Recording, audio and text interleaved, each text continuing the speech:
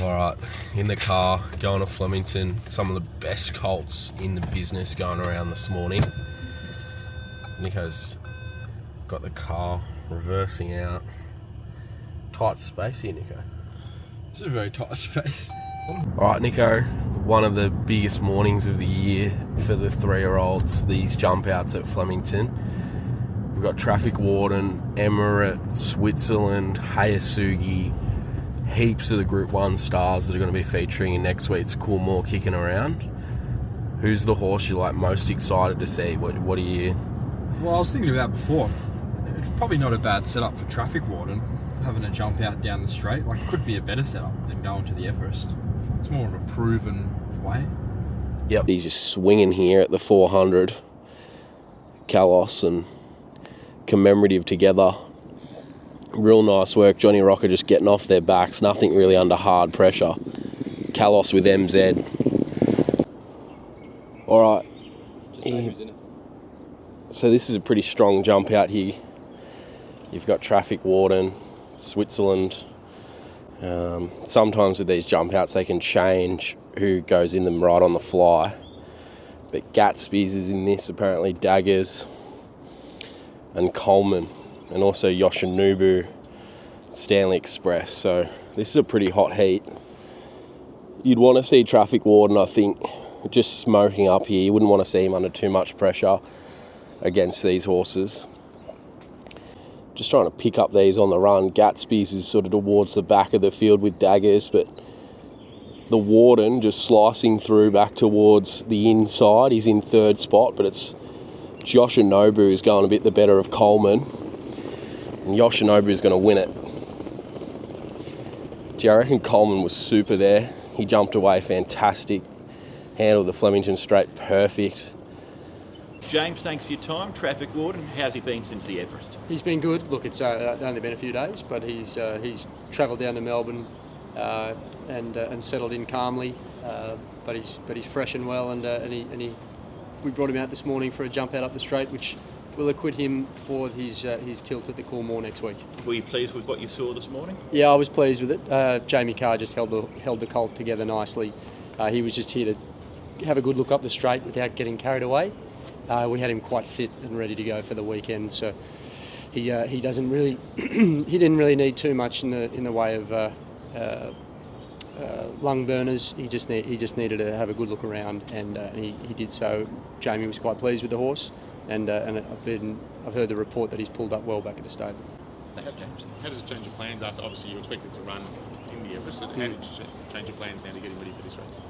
Oh look, the jump out up the straight is a really useful tool to have a horse ready for the Coolmore. So, given it's only 6 days after the Everest, something of a blessing that we could at least utilise this in readiness for next weekend. James, just on that. And this Vestas coming down the outside for Clinton McDonald. It's only had the one start. Gee, it's moved well. Getting to the outside of Enriched. You do have Private Life there as well. He worked through the line okay. Chris, thanks for your time. Switzerland, first time down the Flemington Straight. What were your thoughts there? Pretty good, yeah. James was very pleased. He said the best part of his work was late and he had a good look. Yeah, so he's a pretty talented colt, a very talented colt, and coming to Melbourne with some good Sydney winning form, and he's back to his best. How's he handled the trip to Melbourne and all of those sort of things? Really well. Yeah, he's been here over a week now and eating well, which is always the first and most important sign, and nice and relaxed, which is secondary to settling in well. So yeah, I'm very happy with it. You've got a good record in the Coolmore. You've won it 5 times. Can you compare him to your other winners of the race? He's right up there with the best of them. Simple as that. A lot of the other colts sort of announced themselves in the race, where he's shown that he's certainly got Flemington, pretty good talent. He's a quick horse, but he does things right. He can settle, so pretty versatile. And yeah, he's good enough to win the race. How close was he to running in the Everest? Very, very close. Yeah. If it wasn't a 7-day backup, he would have run in the Everest. It's as simple as that. Private life, was it always a plan to go to the Coolmore after the Guineas? Not really, and still not confirmed yet. We might take on the older horses the last day, and it would also allow me to keep Switzerland and Private Life apart, which are owned by very similar ownership. And so, yeah, he's won the Group 1 race, and it gives us an extra week, the last day. But this morning's workout was pretty good. I was very happy with the way Damien was sitting over the last 100 metres. He was travelling well. He's a really good colt. I know he got under everyone's guard in the Caulfield Guineas, but he's always been on our radar as a very talented horse. So if he was to go to the final day, would that be for the mile race? 1200. Yeah, I'd be happy to give him a go up the straight. He's won twice over 1200 in Sydney. Going with Home Affairs, sort of what type of horse then do you look at that you need to win a Coolmore? Yeah, Home Affairs was a big, strong colt, and he, whereas Switzerland's more a compact, real speed horse. Home Affairs, interestingly, I don't think ran up the straight prior to his run on race day, but he came out of an Everest, so he was pretty well seasoned. Wasn't as effective as Switzerland as a 2-year-old. Switzerland prior to getting injured in the Gold Slipper was unbeaten, so I guess Switzerland has got a bigger profile than Home Affairs had. And from the Caulfield Cup last week, Buckaroo, Land Legend, how have they pulled up and what's next?